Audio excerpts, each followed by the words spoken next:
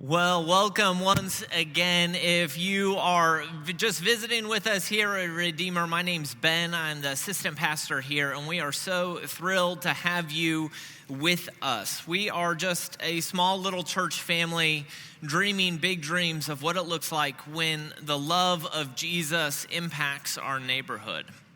And if you've been visiting with us, you know that we've been dreaming of what that looks like. We've been having our dreams shaped of what our neighborhood could look like by this very old letter, a letter that was written in the first century to a group of Christians who felt very lonely, who felt like they were ostracized and cut off from the rest of the world. It felt like they were the only ones in the world who believed that this story of Jesus of Nazareth, that he died and rose again, that he offered freedom and hope to any who asked for it, that they were the only ones in the world who believed that crazy story.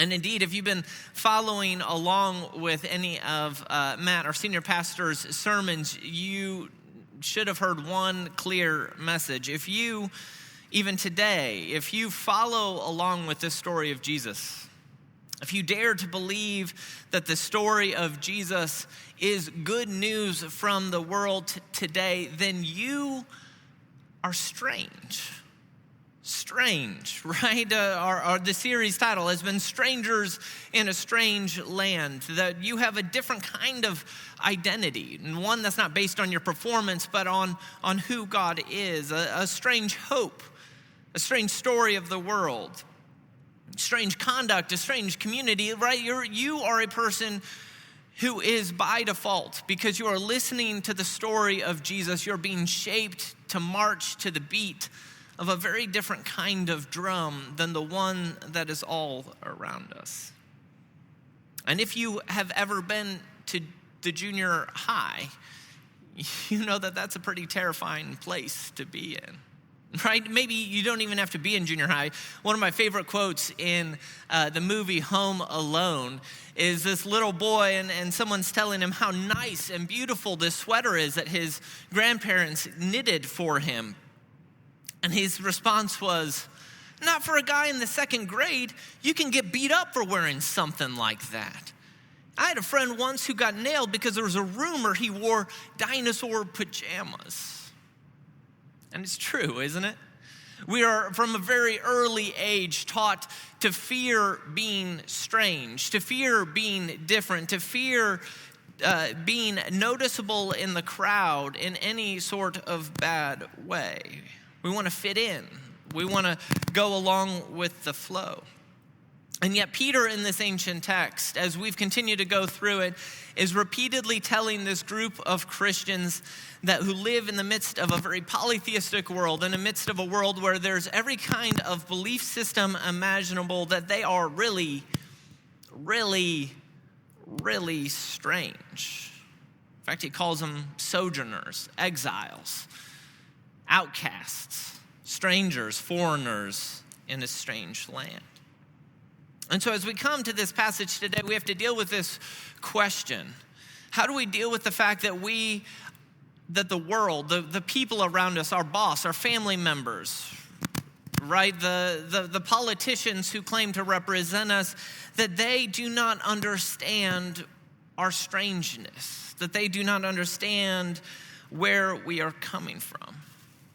And as we notice that strangeness, I've got a couple things to tell you. I've got some bad news for you. I've got some good news for you. And then in the spirit of Lent and self-reflection, I've got what I think's a pretty hard question to ask of ourselves. So which one do you want first? You want the bad news first, good news? All right, I think I heard someone say they wanted the bad news first. The bad news in these quick little verses that Peter writes to these people is that because you are thought of as being strange, because the world does not understand why or how you are doing what you are doing, that you will be thought of as being evil. You see it right there in verse 12, right? He says, when, not if, not maybe, right? But when they speak against you as evildoers. And this really shouldn't surprise us too much, should it? Excuse me while I move my microphone back here. It shouldn't surprise us. It's not too surprising, right? It's you could ask any person of any minority group who's ever existed in the world, right? That the path from strangeness to evil, the path from someone thinking that you are a little bit off to someone thinking that you have bad intent is pretty short, right? You could ask anyone from any people group, any people of color at all, right? And the rumors that have circulated about them, the bigoted stereotypes that have been passed, all lead to the fact that when you're strange, it's pretty easy for others to think of you as evil. All right, you could think of Jews in the history of the world, Mormons, Muslims. You could think of our neighbors who are in the LGBT communities, right? You could think of immigrants or refugees. All of these people who look a little bit different, act a little bit different. And when they do, then there seems to be no limits to the outlandish rumors, to the outlandish accusations of evil that can be made against them. And that's also true of Christians. In fact, the people who Peter would have wrote this first letter to, the people who would have been the first readers for the first couple centuries after it was written, knew this painfully well. Because there have never been Christians, I don't think, who have lived in such a hostile environment as those first believers. It's hard for us to imagine today because the West has been so enculturated with the ideas of Christianity that we don't even have a concept for how scandalous their beliefs are. But New Testament scholar Karen Jobes, she notes any number of ways, right, that Christians in the first century, Christians in the first 3 centuries following the life of Christ weren't just considered to be a little bit off kilter, but that they were menaces to society. All right, there's some obvious things, right? They were considered killjoys, right? Because they repudiated the pleasures of this world, right? They repudiated what happened in the gladiatorial contest. They adhered to a different kind of sex ethic and left prostitutes when it was such a normal part of life that it was considered odd and strange. They were rejected as being antisocial, quote, haters of mankind is how one ancient writer put them, right? Because they didn't participate in the pagan rituals that surround them. They were accused of being homewreckers, people who once they were converted, they became different from their family, and their family systems could no longer operate the way that they used to. They were the kind of people who destroyed businesses because they refused and rejected dishonest gain. They were people who were a threat to society. They were a threat to society because everybody else around them agreed on this basic principle that you had to appease the gods. You had to make sacrifices to the gods. You had to make sacrifices and appease the emperor. But they didn't. And their refusal to go along with the societal norm of sacrificing to the gods, of celebrating and praying to any number of gods was not just an oddity, but it was a threat. Because those Christians refusing their civic duties would bring down the wrath of those gods upon the world. And so the ancient civilization there in the first couple centuries in the Roman Empire began to spread outlandish and crazy rumors about them, right? That they were cannibals who feasted on the body of their Lord, that they practiced incest since they called each other brothers and sisters. And throughout those first few centuries, there were times of systematic and clear persecution.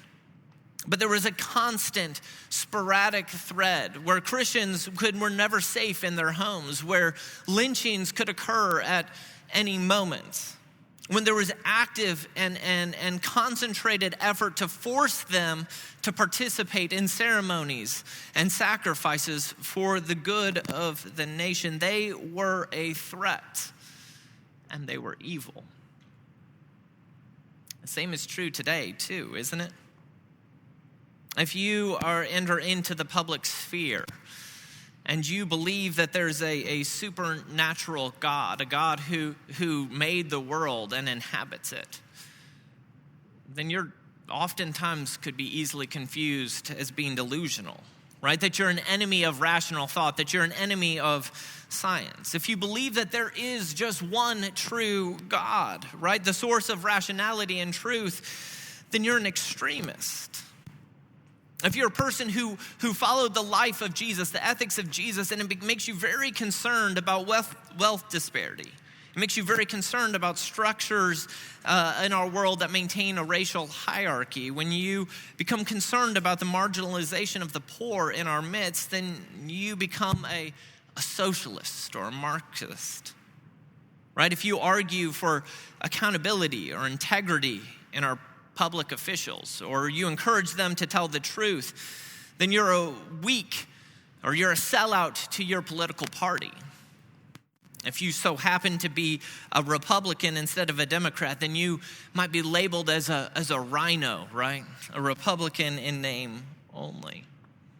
If you think that there's a reason to pause before we rewrite all of our historical understandings of sex and gender ethics, then you're immediately, without discussion, can be cut off as an intolerant bigot. If you look at the life of Jesus and the teachings of Jesus, and it drives you to want to welcome the refugee and the immigrant, then there will be people in our world who will accuse you of harboring terrorists in our midst. And for any one of those reasons or 100 others, the bad news is that you don't know how far our society will go. You don't know how far your boss will go. You don't know how far your political party will go. You don't know how far your friends and family will go to try to correct your evil behavior. You will be accused of evil if you try to pattern your life after the life of Christ. All right, so that's the bad news. What about the good news? The good news of this text is that when you are accused of evil, when you are marginalized, when you are maligned, when you are considered to be wicked and detrimental to the good of the world, this is an opportunity when Jesus can be found beautiful. This is very different from the way we normally think, right? If you listen to many Christians today, you will hear them fear and fret over persecution. You will hear them fear and fret over those who disagree with them, those who accuse them of evil. And they will say that this is the end of our faith, that we are being knocked out of existence. But to Peter writing to people who experienced far worse persecution, far worse social pressures than we in America ever have, he seems to think that this is the perfect setting for our accusers to be transformed by Christ. Look at verse 12, right? He says, keep your conduct among the Gentiles honorable. Gentiles meaning the people who do not yet believe in Jesus, so that when they speak against you as evildoers, they may see your good deeds and glorify God on the day of visitation. On the day when Jesus comes back again to establish his kingdom here on earth, the day when Jesus comes back to fulfill all the hopes and the pains and the desires that we have lost in this life, that those who once accused us of evil could find the beauty and the hope of Jesus. He says, this situation, when they speak against you as evildoers, that is the situation, that is the paradigm for when they have the hope to see your good deeds. And we have good reason to believe him. We have good reason to believe him because in those first centuries, our sisters and brothers in the faith, the first Christians as it were, who experienced enormous persecution, who experienced enormous marginalization, who were rejected by their families and rejected by the world at large, they saw active growth, not just active growth. Most historians, while it's difficult to estimate this kind of thing, they estimate that there was roughly 6 million Christians by the year 300.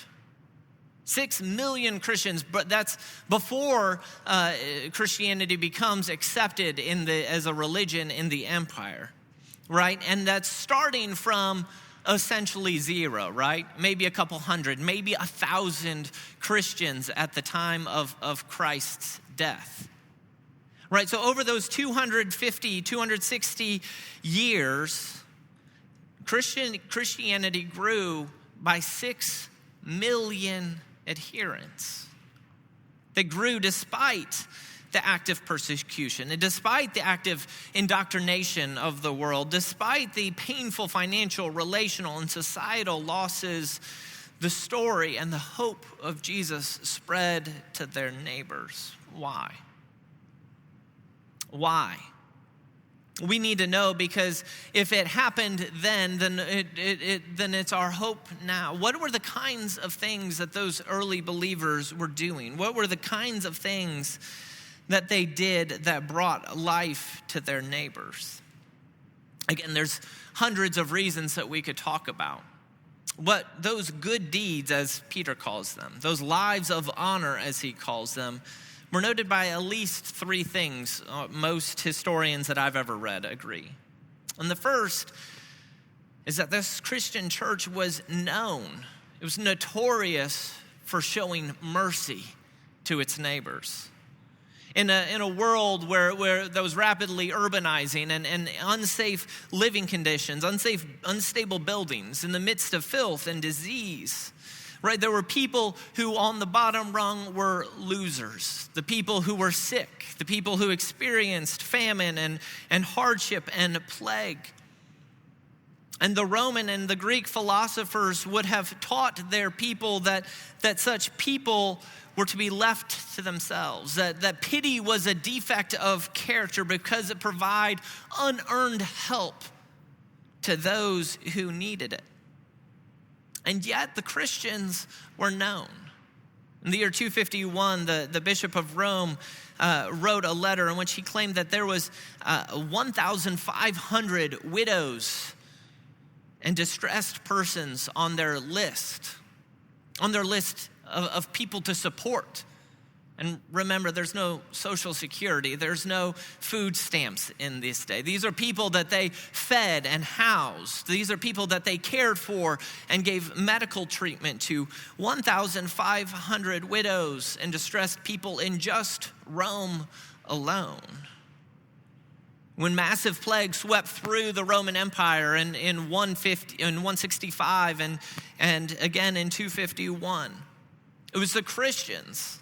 It was the Christians, while the pagan and Gentile philosophers said, death is here, there's nothing we can do. It was the Christians who put boots on the ground and went and found the sick and the dying, and who nursed them back to health, and who taught them that there was meaning to their life, that there was hope of a life yet to come. And in the process, thousands and thousands of Christians perished from these plagues that they caught, that they contracted, because they chose not to hide themselves away, but to care for those who were suffering. The Christians were known for their mercy, but they were also known because they were the kind of people who eschewed the power structures of the world. It was taken for granted that there was a hierarchy in the social order, that there were some people who were just worth more than others. Notably, women were a lower class. Slaves were a lower class. Undesired infants who would be left to die of exposure were of a lower class. Foreigners and non-citizens of Rome were of a lower class. And yet it is exactly those people who in the Christian community found not just care and not just support. They didn't just find pity, but they were the very heroes of the faith. In the midst of stringent persecution, right?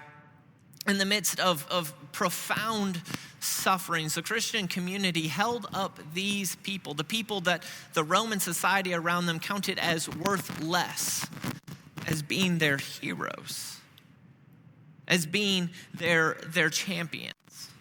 And they weren't noble, and it wasn't because they were noble, but because they had hope. And so their willingness and their ability to suffer ridicule and hardship told the world around them that there was more to this life than what the Gentile philosophers told them, that there was more to this life than their physical desires would have them believe. In their conscious self-giving, they chose to believe that there was another world yet to come, and that there was another king who was directing their footsteps. Let me switch microphones. In other words, when the spotlight of their strangeness, when the world turned a spotlight on them because of how unique and different they were in the world, while the spotlight was put on them and they were accused of evil, they recognized when the world turned the spotlight on them, and when the world noticed how silly and how strange and maybe how evil they were, while the spotlight was still on them, those people reflected something very different than themselves. While the world looked at them as a laughingstock, what they saw was the reflection of Jesus. They saw the reflection of the goodness and the kindness of Jesus. This is a crazy story. A story when Christians are maligned as evil, but Jesus is found to be beautiful. It's not a story that I would write. It's not the evangelistic method that I would prefer, but it's one that has worked before. It's one that is undoubtedly working all around the world today. But the question that we have to start wrestling with here is, do our Midtown neighbors here in Memphis see that kind of reflection? Do our Midtown neighbors think of Christians and think that they are the kind of people who are exuberant in showing mercy and care? Do our Midtown neighbors look at Christians and think that they are a people who don't care about the powers of this world, but are steadfast in their desire to bring dignity and goodness to all people? Do our Midtown neighbors look at us as people who are willing to suffer, willing to pay in order for the truth to be known? My fear is that we as Christians, both inside Redeemer and in general in our culture today, is that we are a people who have heard the bad news. The bad news that we will be marginalized, the bad news that we will be accused of evil. And rather than reflecting the light of Jesus, we've tried to defend ourselves. Instead of waiting for the beauty of Jesus to be seen in our suffering and thus winning people to the goodness of Christ, we want to rush ahead and we want to find ways to defend ourselves. And so the question that we have before us, the question of self-reflection, the question that we have to wrestle with is this: have you been defending the beauty of Jesus? Or when people look at you as strange, have you been defending yourself? Are you defending the wrong person? I want us to look just very, very briefly at three different ways. Three ways that as I think about the world of Christianity and the ways when I think about the world of my own heart, ways when the world around me thinks I'm strange, when the world around me thinks I'm different, when the world around me thinks I'm evil, how do I respond? And how do I respond when I'm trying to defend myself and thus block people from seeing the light of Jesus?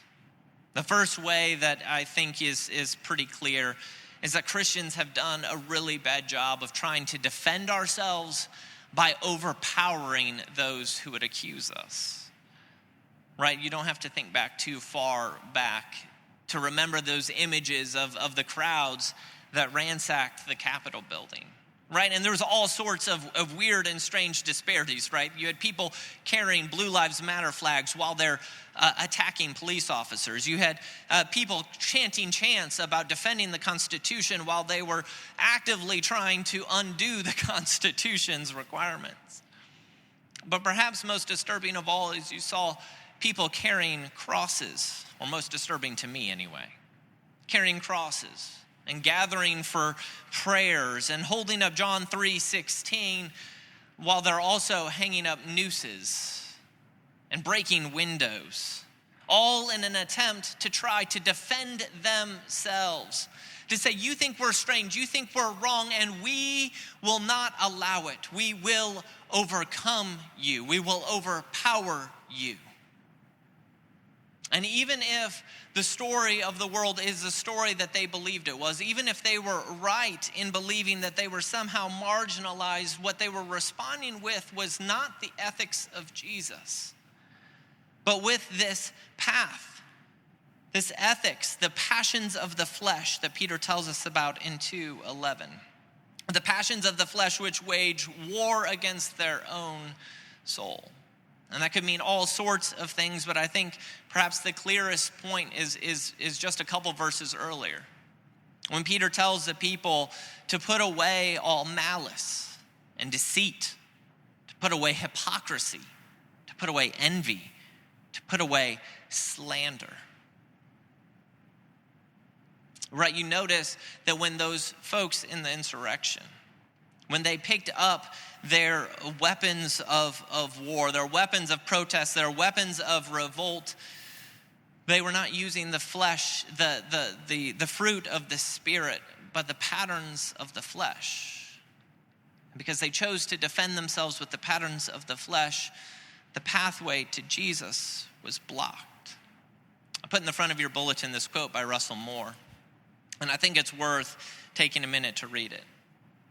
The culture often does not reject us because they don't believe the church's doctrinal and moral teachings, but because they have evidence that the church itself doesn't believe its own doctrinal and moral teachings.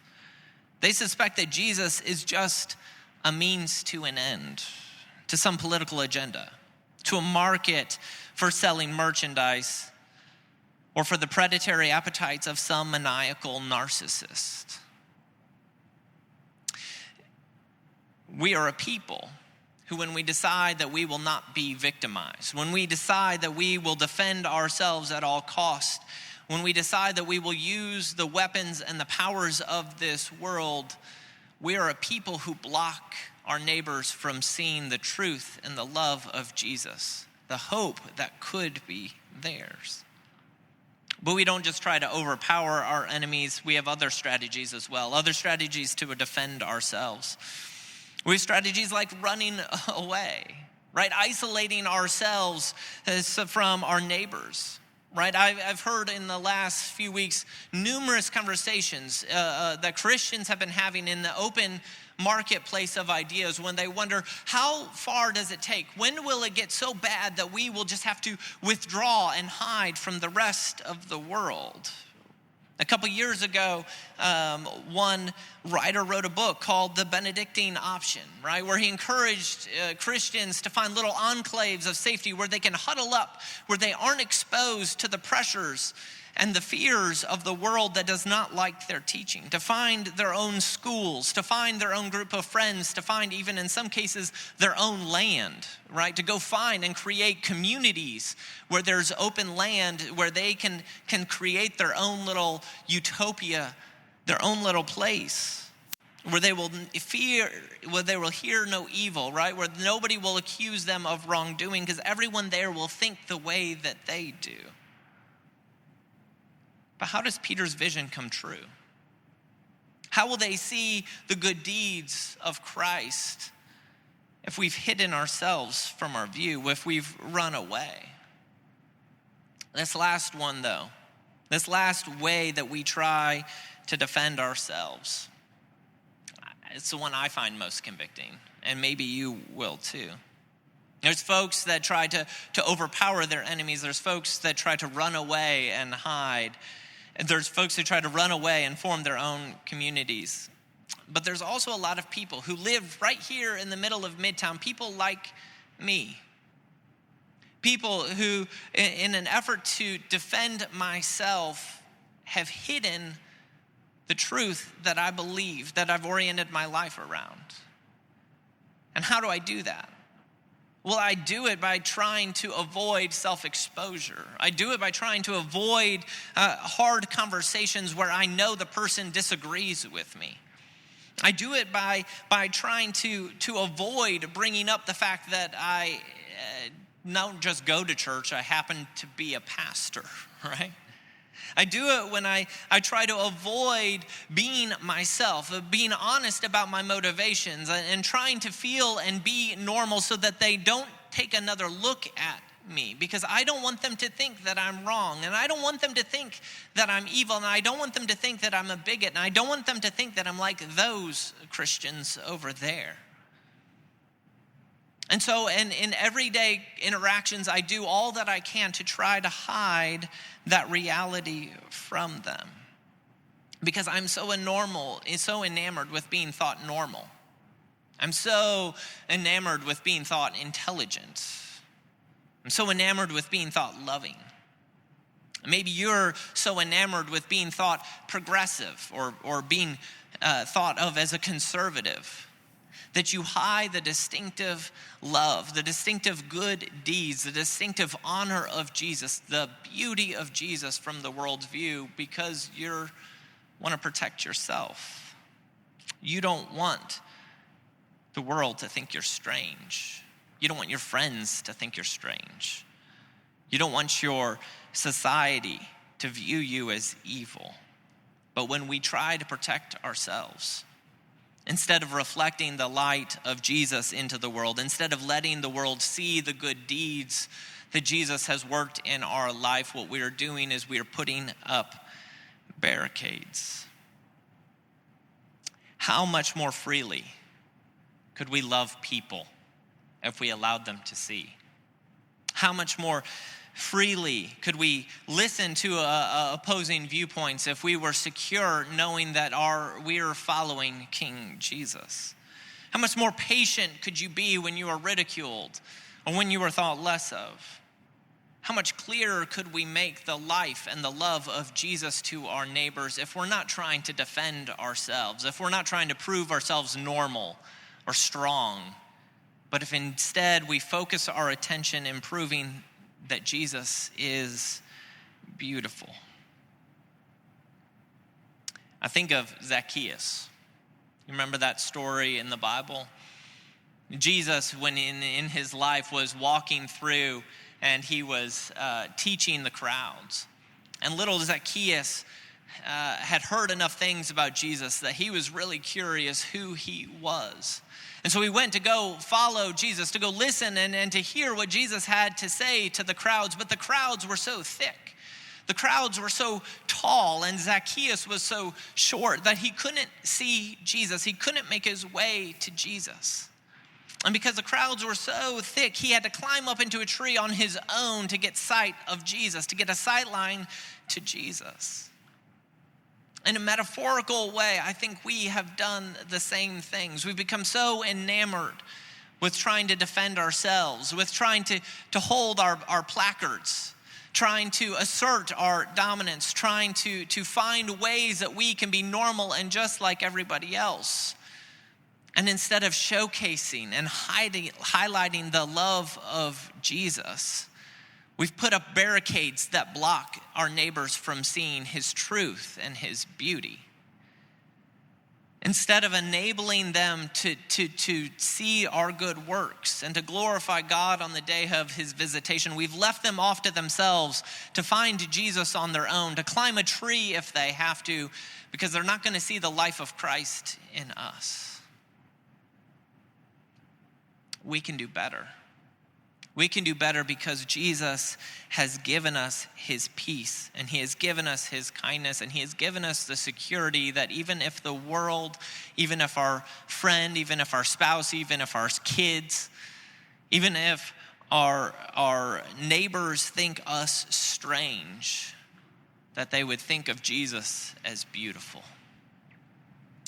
So let us give up on our self-dependence. Let us give up on our self-defense. Let us embrace the fact that Jesus is making us to be a different people. And even those who accuse us of wrong will and can see the beauty of Jesus if only we choose to put our effort in highlighting his beauty instead of defending ourselves. Pray with me.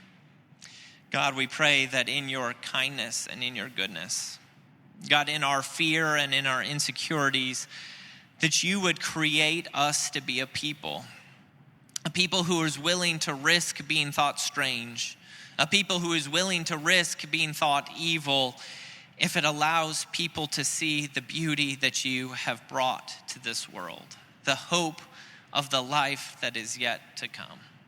Father, I pray that you, by your Spirit, would give us the strength, that you would give us the courage, that you would give us the discernment in how to show our world your ridiculous mercy, your ridiculous kindness, and your ridiculous goodness for all of our neighbors. We pray this in Jesus' name. Amen.